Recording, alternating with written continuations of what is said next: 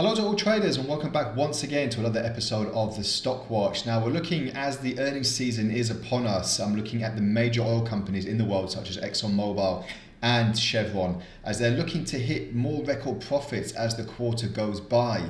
However, they do look like they're going to hit a little bit of a loss in that respect, as well as these sanctions in Russia have meant that they are pulling out of projects that were already in place before the Russian invasion of Ukraine. So ExxonMobil, for example, had a 4 billion potential loss on a drilling project in Russia that is owned in part by the Russian government.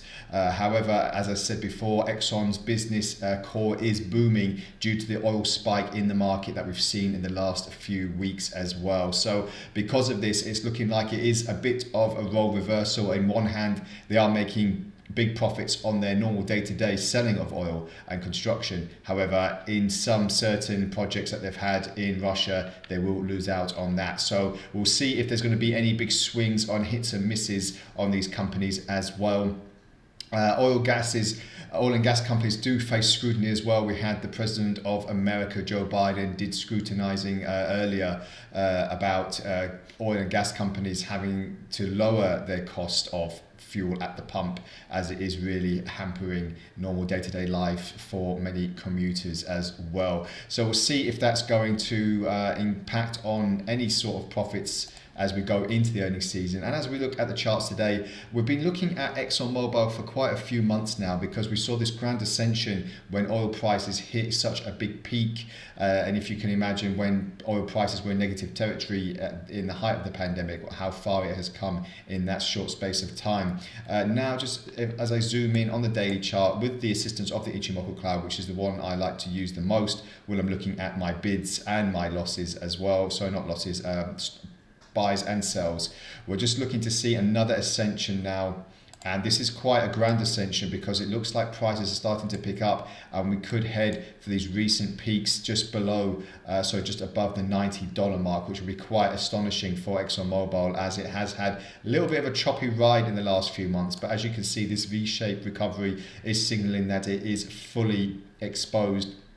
There's not much to look at on the signals for the RSI, but if we go onto the 4-hour chart, intraday chart like we used to, like we like to do, to make sure that we are getting the full bang for our buck here. As you can see, nice consolidation. However, this time it is fully engulfed in the Ichimoku cloud, but the Ichimoku cloud is very, very thin at the moment, which is an indication it could be easily pierced. So there's no big cloud engulfment, which means prices are probably not going to stay there for too much longer, and we could see another move to the upside in that respect. So let's just take a look on Chevron as well, because Chevron paints a slightly different picture. Because I've been looking in the near term, but we'll go to the long term at the moment. So daily chart, again, I want to just zoom out because the last time I was looking at it, we were in a kind of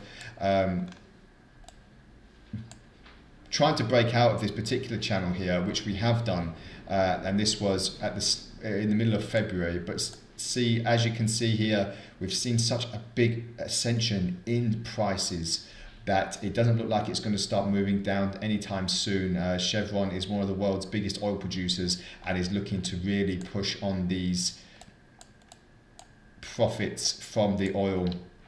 As you can see, very green bullish candlesticks, one after the other, a good indication that it's only going in one direction. Again, like ExxonMobil, we have had the slight retracement in prices since the last couple of weeks. However, since then, a big move to the upside, trading very far away from the lower border of the Ichimoku cloud. And now if we look at the 4-hour chart as well, it's even looking like better readings than ExxonMobil because we are trading above the Ichimoku cloud.